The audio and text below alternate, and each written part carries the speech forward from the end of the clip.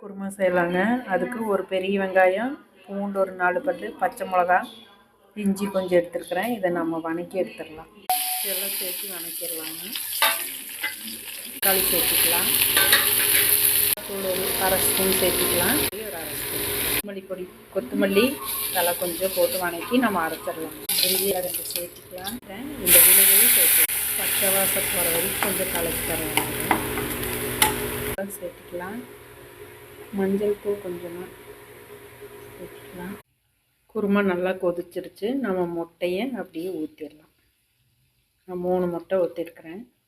இப்போ கலக்க வேண்டாங்க, அப்படியே விட்டுடலாம். கொஞ்சம் இருந்து திருப்பி போடலாம்.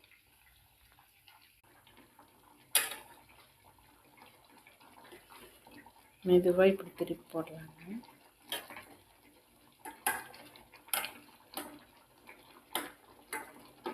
பூரி சப்பாத்தி